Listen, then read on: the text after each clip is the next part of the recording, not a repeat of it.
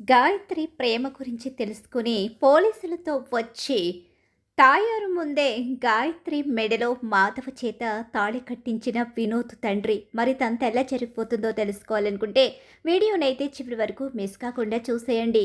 గాయత్రి మాధవ పెళ్లి జరగాలని కోరుకునే వాళ్ళు మా వీడియోని తప్పకుండా లైక్ చేసేయండి. గాయత్రి అయితే మాధవ ఫోటో చూసుకుంటూ ఎంతగానో బాధపడుతూ ఉంటుంది.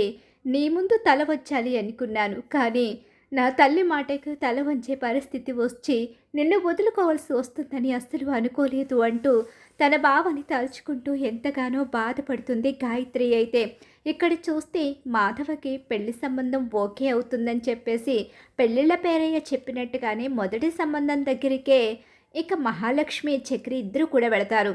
కానీ నేను పెట్టిన కండిషన్కి ఒప్పుకుంటేనే మాధవ్ గారిని పెళ్లి చేసుకోగలను, ఆయన్ని పెళ్లి చేసుకోవడానికి నాకు ఎలాంటి అభ్యంతరమూ లేదు, కాకపోతే వేరు కాపురం పెడితేనే తాళి కట్టించుకుంటాను అని చెప్పేసి ఆ అమ్మాయి అయితే చెప్పడంతో ఇక ఒక్కసారే మహాలక్ష్మి చక్రి ఇద్దరు కూడా షాక్ అవుతారు.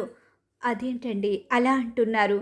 మా అన్నయ్య మమ్మల్ని వదిలి వేరు కాపురానికి రావడం అనేది అసాధ్యమని అనుకుంటున్నాం. అలా ఇష్టమైతేనే ఈ పెళ్ళి జరుగుతుంది అని చెప్పేసి వాళ్ళైతే ఖచ్చితంగా చెప్పేస్తారు. సరే అని చెప్పేసి అక్కడి నుంచి వచ్చేసిన తర్వాత కన్నా అయితే అడుగుతూ ఉంటాడు, అన్నయ్య పెళ్లి సంబంధం ఓకే అయిపోయిందా, వాళ్ళు ఒప్పుకున్నారా, అన్నయ్య పెళ్ళి అయిపోతుందా అని చెప్పేసి కన్నా ఎంతో ప్రేమగా చాలా హ్యాపీగా అడుగుతూ ఉంటాడు.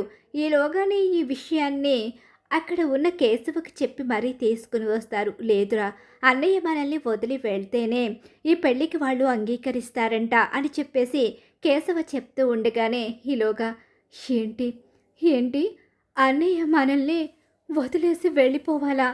అలా అయితేనే వాళ్ళు అన్నయ్యకి ఆ అమ్మాయిని ఇస్తారా?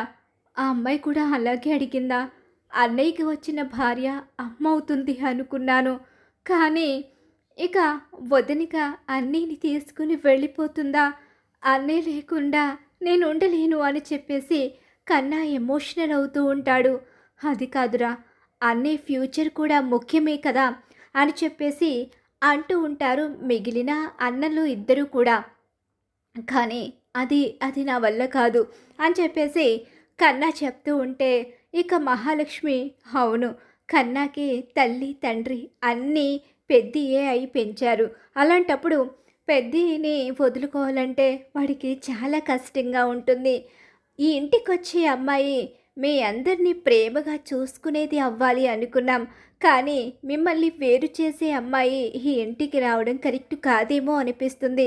కానీ పెద్ద పెళ్ళి జరగాలి అంటే ఇంతకు మించిన మార్గం లేదేమో అనిపిస్తుంది అని మహాలక్ష్మి రెండు రకాలుగా ఆలోచిస్తూ మాట్లాడుతూ ఉంటుంది. ఈలోగానే మాధవ అక్కడికి వస్తాడు. ఏం మాట్లాడుతున్నారు మీరు? నాకు నాకు పెళ్లి సంబంధం ఓకే అయిందా అంటే ఇప్పుడు నేను నా తమ్ముళ్ళని అందరినీ వదిలేసి ఆ అమ్మాయి వెంట వెళ్ళిపోవాలా? ఇదే కదా మీరు మాట్లాడుకునేది? అది కాదు పెద్ది, వద్దమ్మా, అస్సలు ఈ టాపిక్ అయితే నా దగ్గర మాట్లాడొద్దు. ఎందుకంటే వీళ్ళే ప్రపంచంగా, వీళ్ళే ప్రాణంగా బ్రతుకుతున్నాను. అమ్మ చనిపోయింది, నాన్న ఇక అమ్మని చంపాడో లేదో మాకు తెలీదు. నాన్న జైలుకు వెళ్ళాడు. జైలుకు వెళ్ళిన దగ్గర నుంచి మేము నలుగురం ఒకరికొకరిగా బ్రతికాము. వీళ్ళ కోసమే నేను బ్రతుకుతున్నాను. వీళ్ళే కనుక నాకు దూరమైతే అసలు నాకు ఈ పెళ్ళే వద్దు. ఒంటరిగా మిగిలిపోతాను తప్ప పెళ్ళి మాత్రం నేను చేసుకోవడానికి సిద్ధంగా లేను. మమ్మల్ని వేరు చేసే అమ్మాయి ఎవ్వరైనా సరే నాకు వద్దు అని చెప్పేసి ఖచ్చితంగా చెప్పేస్తాడు. ఇక మాధవ్ అలా చెప్పడంతో ఎమోషనల్ అవుతారు వాళ్ళ తమ్ముళ్ళు ముగ్గురు. వీళ్లకు నేనే ప్రపంచం, నాకు వీళ్ళే ప్రాణం. వీళ్ళకి రేపొద్దున్న భార్యలు రావచ్చు, అప్పుడు వాళ్ళు వెళ్ళిపోతానంటే నేను ఒప్పుకుంటాను, కానీ నేను మాత్రం వీళ్ళని ఎప్పటికీ వదులుకోలేను అని చెప్పేసి మాధవ చెప్పడంతో మేం కూడా నిన్ను ఎప్పటికీ వదిలి వెళ్ళమన్నయ్య, అందరం కలిసి ఉండేలా ఉంటేనే మేము వాళ్ళని పెళ్లి చేసుకుంటాం. మనల్ని విడతీయాలనే ఆలోచన వచ్చే అమ్మాయి అయితే మా జీవితాల్లోకి వచ్చినా కూడా మేము ఆ అమ్మాయిని స్వీకరించము అని చెప్పేసి చక్రి, అలాగే ఇక అక్కడే ఉన్న కేశవ, అలాగే కన్నా కూడా చెప్తూ వాళ్ళు ఎమోషనల్‌గా పట్టుకుంటారు. మీ అన్నదమ్ముల్ని ఎవ్వరూ విడదీయరు. విడదీయకూడదు కూడా. విడదీస్తే ఆ అమ్మాయి నిజంగా మనిషి కాదు. గాయత్రి ఈ ఇంటి కోడలై ఉంటే మీ అన్నదమ్ముల్ని ఎంతో ప్రేమగా చూసుకునేది. మీ కుటుంబాన్ని కలిపి ఉంచేది. కానీ ఏం చేస్తాం? గాయత్రికి పెద్దికి రాసిపెట్టి లేదు అంతే. ఆ కుటుంబంలో వాళ్ళు పెద్ది మంచితనాన్ని అర్థం చేసుకోకుండా వాళ్ళిష్టం వచ్చినట్టు ప్రవర్తిస్తున్నారు. ఎప్పటికీ ఈ కథకి ముగింపు దొరుకుతుందో, పెద్దికి ఎప్పుడు పెళ్ళవుతుందో ఏంటో అని చెప్పేసి అనుకుంటూ మహాలక్ష్మి బాధపడుతుంది. ఈ సంబంధం వద్దని చెప్పేమని చెప్పేసరికి ఇక అలా వాళ్ళ తమ్ముళ్ళని వదిలి తను వేరు కాపురం రావాలి అంటే పెద్ది మాకి సంబంధం వద్దని చెప్పేశారు. ఐఎమ్ సారీ అని చెప్పేసి కాల్ కట్ చేసేస్తుంది. ఇక వాళ్ళు కూడా తిరిగి ఫోన్ చేయడానికి అంగీకరించరు. ఎందుకంటే అంతమంది ఉన్న ఆ ఇంటికి వచ్చి వాళ్ళందరికీ వండి పెట్టడం ఆ అమ్మాయికి ఇష్టం లేదు. కేవలం తన భర్తతో కలిసి ఉండాలని మాత్రమే అనుకుంటుంది. అందుకనే ఇంకా మాధవ వేరు కాపురం రాను అనేసరికి ఆ పెళ్లి మీద పెద్దగా ఇంట్రెస్ట్ అయితే చూపించదు ఆ అమ్మాయి కూడా. ఇక్కడ గాయత్రి పెళ్లి సమయం దగ్గర పడిపోతుంది. గాయత్రితో మాట్లాడడానికి వినోద్ వస్తాడు. అలా వచ్చినా సరే గాయత్రి మొహంలో ఎలాంటి సంతోషం కనిపించదు. వినోద్ అక్కడ నిశ్చితార్థం వీడియోనైతే చూస్తూ ఉంటాడు. అలా చూస్తూ ఉన్న సమయంలో చిన్న చిన్న క్లిప్స్ పంపిస్తూ ఉంటారు కదా! ఇప్పుడు ఎలా ఉన్నాయో ఒకసారి చూడండి అని ఆ క్లిప్స్ పంపించడంలో అసలు గాయత్రి మొహంలో ఎలాంటి సంతోషం కనిపించకపోగా గాయత్రి ఎక్కువగా మాధవ్ వైపు చూస్తూ కనిపిస్తుంది. మాధవ అటు చూడలేక కన్నీళ్లు పెట్టుకుంటూ తలదించుకొని కనిపిస్తాడు. మాధవకి గాయత్రికి అడ్డుగోడగా నిలబడి గాయత్రిని అటువైపు చూడకుండా ఆపే ప్రయత్నం చేస్తుంది తాయారు. ఈ సిచ్యువేషన్స్ అన్నీ కూడా వినోద్కి కనిపిస్తాయి. నాన్న ఒకసారి ఇలా రండి అని చెప్పేసి వినోద్ అయితే పిలుస్తూ ఉంటాడు. ఏమైందిరా, ఏం జరిగింది? ఇదిగో నిశ్చితార్థం క్లిప్స్ అయితే వచ్చాయి, ఇవి ఒకసారి చూడండి నాన్న అని చెప్పి అంటూ ఉండగానే ఇక ఆ సిచ్యువేషన్లన్నీ తను కూడా చూస్తాడు. ఏంట్రా ఇదంతా? నాకేం అర్థం కాలేదు. ఆ అమ్మాయి మొహంలో ఎలాంటి ఆనందము లేదేంటి? నిశ్చితార్థం జరిగే అమ్మాయి మొహం ఎలా ఉండాలి? ఎంతో సంతోషంగా ఉండాలి. కానీ ఆ రోజు పెళ్లి చూపుల రోజు చూసాము. ఆ రోజైతే ఎమోషనల్ అయ్యి ఇద్దరు ఒకరినొకరు పట్టుకుని ఏడ్చామని చెప్పి వాళ్ళ అమ్మ ఏదో చెప్పింది. కానీ నిశ్చితార్థంలో కూడా తన మొహంలో సంతోషం లేదు. పైగా వాళ్ళ బావ మాధవ్ వైపే తన చూపు అంతా ఉంది. మాధవ్ కూడా తలదించుకుని బాధపడుతూనే ఉన్నాడు తప్ప పెద్దగా సంతోషంగా అక్కడ కూర్చోలేదు. ఒకరినొకరు చూసుకుంటూ ఎమోషనల్ అవుతున్నారు. వాళ్ళిద్దరి మధ్య ఆవిడ నిలబడి ఉంది. ఇదంతా ఏంట్రా? ఏముంది? నేనొక్కసారి అక్కడికి వెళతాను కదా, వెళ్ళొచ్చిన తర్వాత అప్పుడంతా చెప్తానని చెప్పి అప్పుడు గాయత్రి దగ్గరికి వస్తాడు. అలా వచ్చిన తర్వాత గాయత్రితో మాట్లాడడానికి ప్రయత్నిస్తాడు వినోద్ అయితే. కానీ ఎంత ప్రయత్నించినా గాయత్రి ఏదో ఆ అని మాట్లాడుతుంది తప్ప మనస్ఫూర్తిగా మాట్లాడదు. పెద్దగా ఇష్టంగా అని కానీ ప్రేమగా అసలు పలకరించదు. కనీసం ప్రేమ కానీ ఆప్యాయత కానీ ఉండదు. ఆ కళ్ళల్లో బాధ, భయం తప్ప రెండోది కనిపించదు గాయత్రి కళ్ళలో.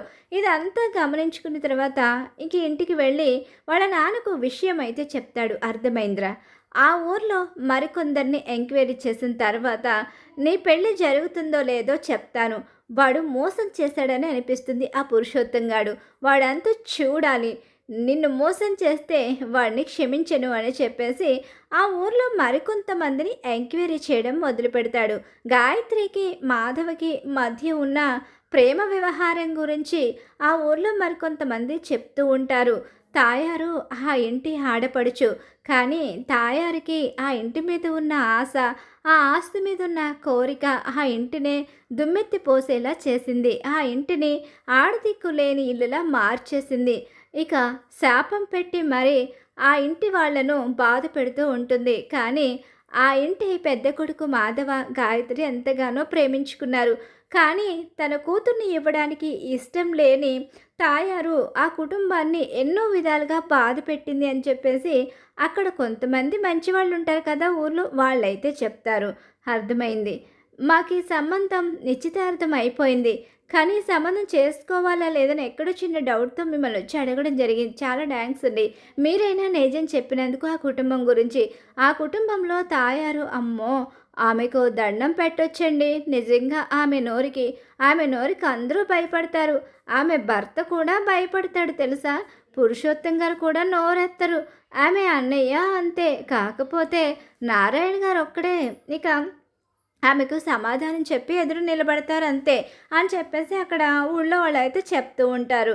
ఇక అలా ఎంక్వైరీ చేసుకుని మాధవ, గాయత్రి చిన్నప్పటి నుంచి ఒకరినొకరు ఇష్టపడ్డారని, ఆస్తులు అంతస్తులు లేకపోవడమే కాకుండా ఇక అసలు ఆ కుటుంబానికి తన కూతుర్ని ఇవ్వడం ఇష్టం లేక, కుటుంబాల మధ్య ఉన్న గొడవల కారణంగా కూతురి ప్రేమను బయటపడకుండా కూతురికి పెళ్లి చేయాలని ప్రయత్నిస్తారు. ఇదంతా కూడా వినోద్ తండ్రికి అయితే తెలిసిపోతుంది. ఇంటికి వెళ్ళిన వినోద్ తండ్రి అయితే వినోద్తో చెప్తూ ఉంటాడు, నువ్వు గెస్ చేసింది నిజమేరా, వాళ్ళు మనల్ని మోసం చేశారు. ముఖ్యంగా పురుషోత్తం గాడు నిన్ను చాలా మోసం చేశాడు. నీతో పాటే కలిసి పనిచేస్తూ నిన్ను మాయ చేసి వాళ్ళ ఇంటి అల్లుడిని చేసుకోవాలని చూశాడు. అసలు ఏం జరిగిందో తెలుసా? ఆ అమ్మాయి ఆ అబ్బాయి ప్రేమించుకున్నారు. ఆ అమ్మాయి అబ్బాయి ఇద్దరు కూడా చాలా మంచివాళ్ళు. కానీ ఇదిగో ఉంది కదా నీకు కాబోయే అత్తగారు, కాదు నిన్ను మోసం చేసిన కుటుంబం, అదే ఆ తాయారు కావాలనే ఇక వాళ్ళిద్దరిని వేరు చేసి నీకు ఆ అమ్మాయినిచ్చి కట్టబెట్టి నీ గొంతు కొయ్యాలని చూశారు. నీ మీద ప్రేమ లేని ఆ అమ్మాయి నీతో కలిసి జీవితాంతకాలం ఎలా బ్రతుకుతుంది? తన బావని ప్రాణంగా ప్రేమించింది. తన బావ చాలా మంచివాడు, కాకపోతే సిమెంట్ పని చేస్తాడు. డబ్బు లేదు అంటూ తనకి ఇవ్వకుండా నీకిచ్చి పెళ్లి చేసి నిన్ను బాధ పెట్టి వాళ్ళు మాత్రం హ్యాపీగా ఉండాలనుకున్నారు. అది నేనెలా జరగనిస్తాను?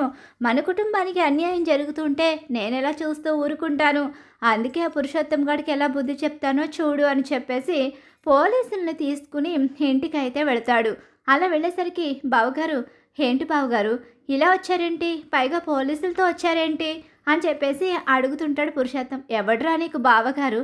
అయ్యో ఏమైందండి? అంత కోపంగా ఉన్నారేంటి? ఏం జరిగింది? బావగారని పిలిస్తే చంపేస్తాను. ఏమండి వీళ్ళే మమ్మల్ని మోసం చేసిన వాళ్ళు. ఏమైంది అన్నయ్య గారు? ఏం మోసం చేశాం? మిమ్మల్ని మేమేం మోసం చేయలేదే. మోసం చేయలేదా? నీ కూతురు ప్రేమ వ్యవహారాన్ని దాచిపెట్టి మమ్మల్ని మోసం చేసి నా కొడుకు జీవితంతో ఆడుకోవాలి అనుకున్నారు.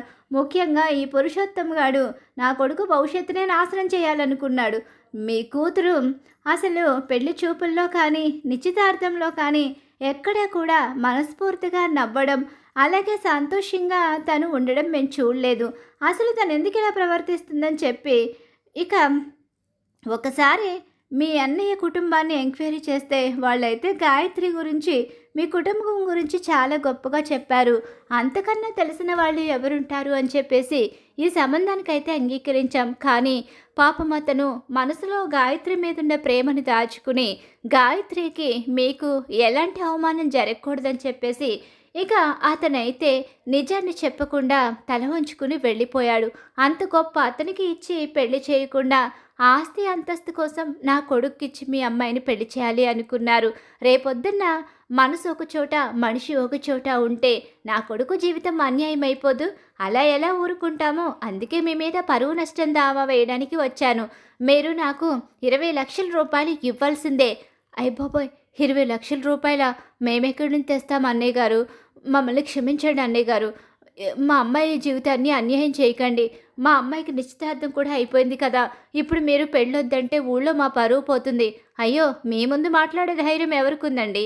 మీ నోటికి ఊరందరూ కూడా జడుస్తూనే ఉంటారు కదా. లేదు, ఊళ్ళో మా పరువు పోతుంది. మమ్మల్ని క్షమించి మా అమ్మాయిని మీ ఇంటి కోడల్ని చేసుకోండి. అంత డబ్బు మేము తెచ్చి ఇవ్వలేము అని చెప్పేసి అంటూ ఉండగానే, నాకు తెలుసు మీరంత డబ్బు ఇవ్వలేరనే తెలుసు, కానీ మిమ్మల్ని క్షమించే ప్రసక్తే లేదు. మాధవ్ గారు, ఒకసారి ఇలా రండి. అయ్యో వద్దండి, మీరేదో రమ్మని పిలిచారని ఇక్కడికి వచ్చాను. నేను వెళుతున్నానండి. ఇక్కడ మీకు మధ్య ఏదో గొడవ జరుగుతున్నట్టుంది.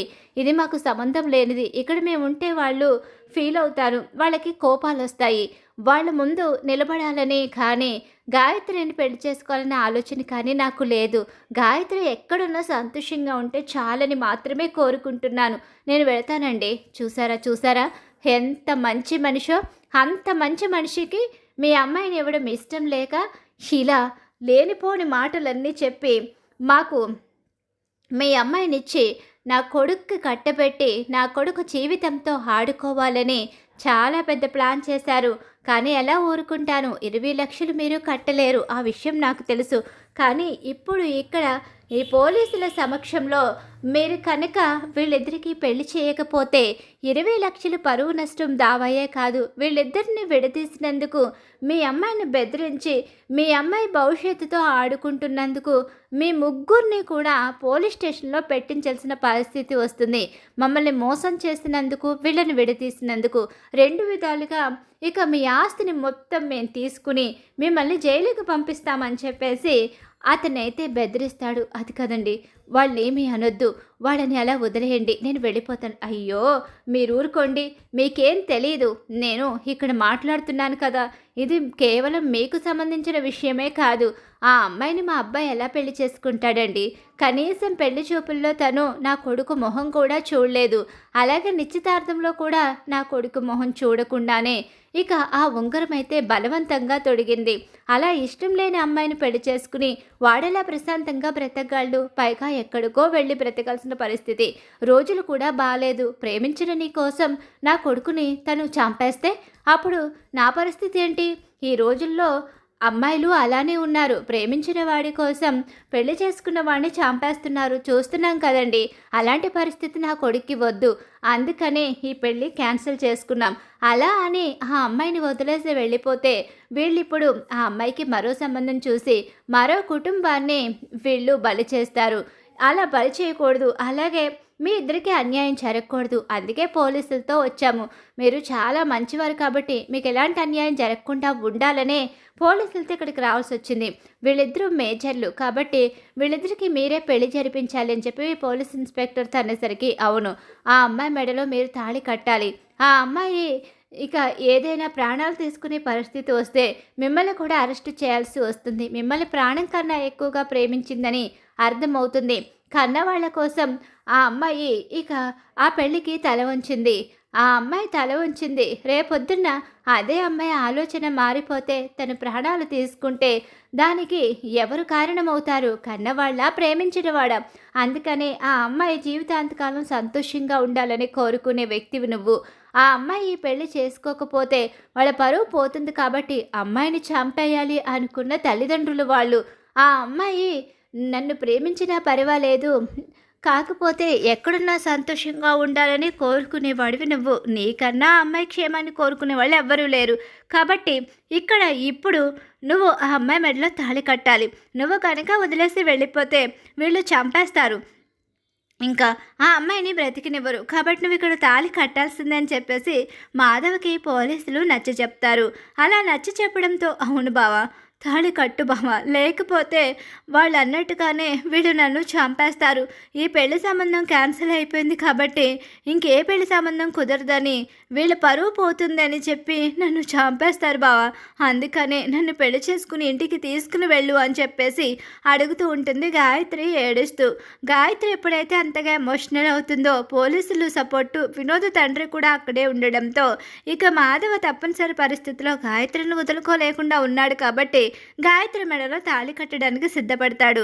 వాళ్ళు ముందుకు రావడానికి ప్రయత్నిస్తే వాళ్లకు వేలు చూపించి లాఠీ అడ్డుపెట్టి వాళ్ళ ముగ్గురిని ఆపేసి వాళ్ళ కళ్ళ ముందే గాయత్రి మాధవలా పెళ్లి చేసేస్తారు పోలీస్ ఇన్స్పెక్టర్స్, అలాగే వినోద్ తండ్రి.